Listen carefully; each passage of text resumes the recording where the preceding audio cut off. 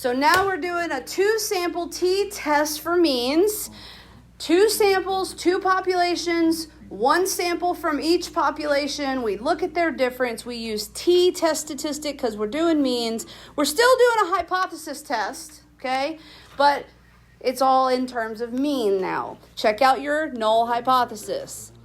The null hypothesis is that mu1 equals mu2. The alternative is what do you suspect? Your conditions. Look familiar. Random, independent. Now, normal. This is the crazy one. Is the population approximately normal? Is the sample size greater than or equal to 30? Is the box plot or the sample graph show no outliers or no strong skewness?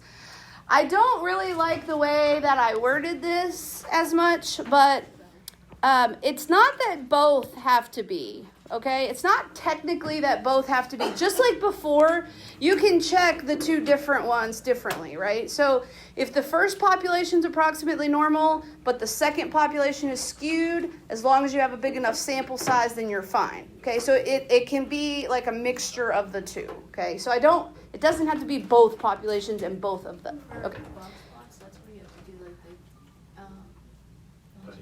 So you make the box plot, and then you look at the calculator, and you see if there's no strong skewness or outliers. And that's where you do second y equals and stat plot and all that fun stuff. Don't worry, we're going to do one of those tomorrow. All right. This one is a stat test 4. This is a 2-sample t-test. Again, your calculator is going to ask you, do you have data, which would be in your list, or do you have the individual stats? I swear someone knocked. I don't know. It's going to ask you about this pooled thing again. We're going to say no to pooled for now, okay? Just keep saying no to pooled until further notice. You're going to get your t-test statistic. You're going to get your p-value. One other thing that your calculator is going to tell you for means, degrees of freedom. For degrees of freedom for a 2-sample, you do not have to calculate it. The calculation is really scary looking. You don't have to do it, but you do need to write it down. Conclude, same thing. Your mean here. Okay. Your mean is that mu1 minus mu2 is equal to 0. You can use that version as well. And look at this. Value minus mean divided by standard error. Now, with a 2 mean t-test, standard deviation, standard error, same things, remember? The only difference is that standard error uses the sample data instead of the population data. The mean is the hypothesized value.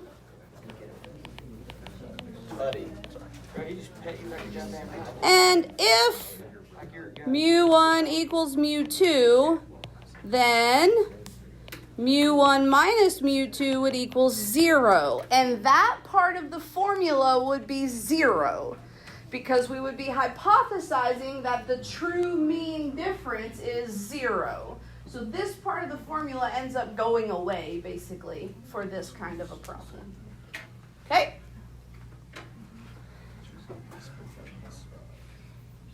Got it? Everybody good? So it's just the same thing as P. Same thing? Same thing? Really, we don't gotta do this. 2 mean t-test. Your null hypothesis is that mu1 equals mu2, or you can use this version, mu1 minus mu2 equals 0. Your alternative is going to depend on what suspicion you might have on which one is bigger or not equal to or whatever.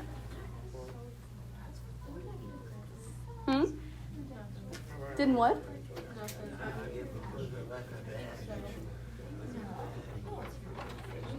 You good? Yeah. All right, and now I need y'all's help for this one because I have, by the way, the test statistics, see the front of your page. It's on the bottom. We just talked about it. All right. We've talked about these graphs in the past, but this time I want you to help me on this. If I am looking at this graph on the far left here, what would the alternative hypothesis have to be in order for me to be getting our p-value or our evidence on the upper side? What would that alternative have to be? Mu1 is greater than mu2 in this situation. In this particular situation, the middle, I am assuming, is where mu1 equals mu2, and so their difference is 0. And in this particular situation, I'm looking at my x bar 1 minus x bar 2 falling right here, and I find my t-test statistic of how far that is from the middle, and then the area that is as extreme or more extreme is the p-value. All right, the one in the middle. What is the alternative hypothesis of the one in the middle? Mu1 is less than mu2. And the far right? Okay, so that's just kind of a picture of where your evidence and your p-values are coming from. Questions about that one? All good? Happy, happy? Joy, joy? All right. We got one last problem in us today. Can we do one last problem today? No. Yes, we can. Let's do it.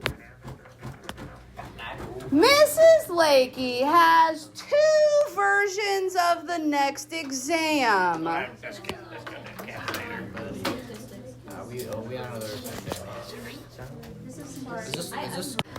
She wonders if the difficulty of is the same for each version. Do you guys ever wonder that, if the difficulty of version A is the same as the difficulty of... How do you know that they're the same exact questions, children? How do you compare them, Andrew? By reading word for word to see if it's the same question or not. How do you get both versions of the test there, buddy? Huh! Interesting. To find out, she randomly assigns 80 student volunteers to 2 groups. 40 students take version A, 40 students take version B. The students who took version A got a mean score of 84.2 and a standard deviation of 8.9. The students who took version B got a mean score of 79.9 and a standard deviation of 12.3. Does it look like one of the versions was easier than the other? Well, is that sampling variability, or is there really a true difference? Hence why we're going to do this whole thing. Do these data provide convincing evidence at a 5% significance level of a difference in the true mean score on the next exam for version A versus version B? State. We will test. We will test. Alpha. Alpha equals... Oh no! Alpha was not given to us. Yeah, it was. It says 0.05. I'm just kidding. It wasn't given to us on the last one. That's true. All right, null hypothesis. What is the null hypothesis of this test? The null hypothesis you did is T1. We have moved on from P. We are now using mu. Equals to use of 2. All right, what is the alternative? Use of 1 is greater than use of 2. We are testing to see if there is a difference in the true means. It's the not equinator. All right, mu1. What do you guys want mu1 to be? The true mean of which version? 1A. Seems like that makes sense. So this is the true mean of version A. And mu2 is the true mean of version B. Cool? Anybody have any questions here? Are we feeling good so far? Perfect. What are we going to do now? We're going to plan. Random. Do we have an SRS? No, we do not. What do we have? No, random assignment. We have random assignment. We have random assignment. We have 40 version A and 40 version B. Wait, Miss Layton. Mm-hmm. just have to say like a sample of. Nope. Literally what I just wrote there is perfect. No. I'm saying like for it to be a. Oh, yeah. Like it has to say we have. It has to say you had a random sample. Yep. All right, independent. What are we going to do here? Wait, why am I assuming on this one? Is this an experiment? How do you know? There was random assignment and there was a treatment imposed. So this is assumed. What's the treatment? The treatment is the versions of the test you're taking. Assumed for experiments. All right. Oh my gosh, you guys. Normal. Ugh. Does it tell us what the shape is of the population of the two tests? Is our sample size greater than... Yes! N1 equals N2, which equals 40, which is greater than or equal to 30. So the CLT applies. And ladies and gentlemen, that's all you have to write for normal. Oh my god, I need CLT every single time. That's it. I need it. It's a dangerous theory. I need it. No one has solved it. I need So technically you don't have to write that when you do the central limit theorem. But you can. We can say the sampling distribution of x bar 1 minus x bar 2 is approximately normal. So when central limit theorem is referenced, you don't technically have to say about the sampling distribution. If you'd rather just say it, just because you always say it, then that's perfectly fine. Do! Are we ready to do? Buddy, it's damn COVID point. Do! What do you think the name of this one is? Use a what? Buddy, you passed it. Listen. 2 mean t-test. All right, kids, stat test 4. Stat test 4. Stat test 4. Stat test 4. Stat test 4. What is... what do we have? Do we have stats or do we have stats or do we have data? We have stats. So what is x bar 1? 84.9. What is s sub x1? 8.9. What is n1? 79. 40. What? It's 40. Oh, wait. I'm looking at the next one. What is x bar 2? S sub x2? N2? How is mu1 related to mu2? And do we get in the pool? No. Okay.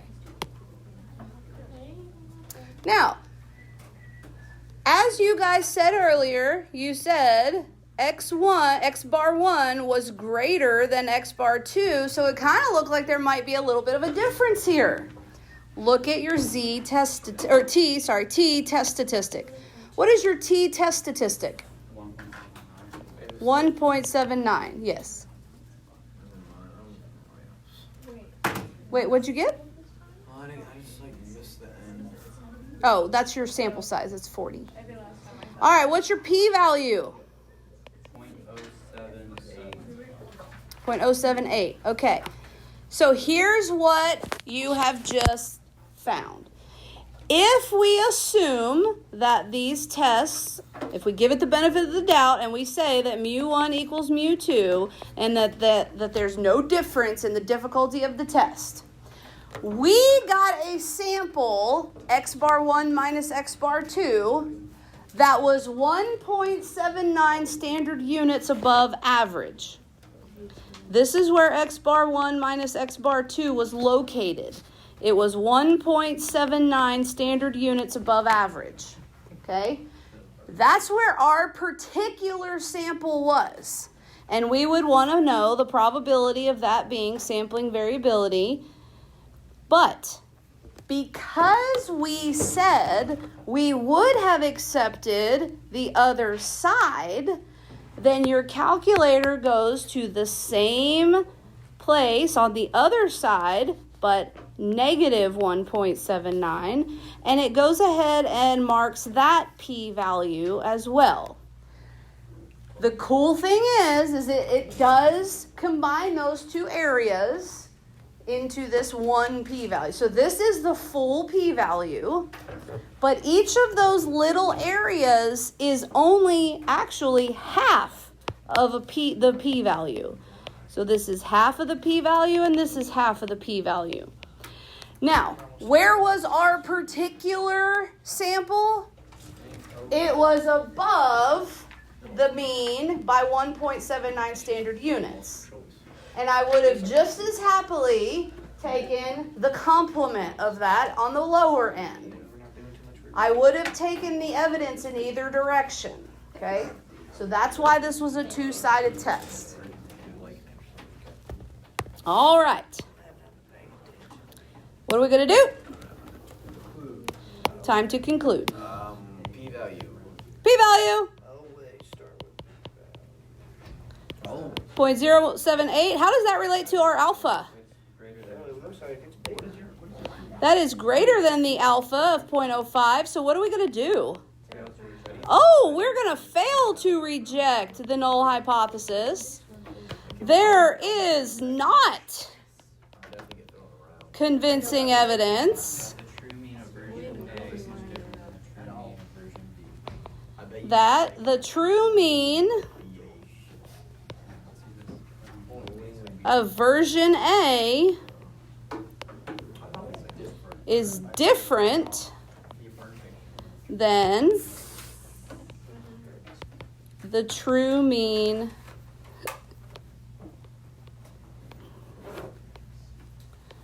of version B. So, was this difference due to sampling variability? Yeah. Is there any possibility that we made an error here? Sampling variability. What is the error we may have made? Type 2. A type 2 error. What would that mean in context of the problem? We gave A an unfair advantage. Ish. Close. There wasn't a difference, but there was. We said there was no difference in the difficulty, but there really was. So previous one got ahead of us. Yeah, one group got a tougher test. That's so sad. That's sad. But there was no difference. Well, like if it was a type 2. If it was a type 2 error, that means we said there was no difference in the difficulty, but there really was. Yeah, wait.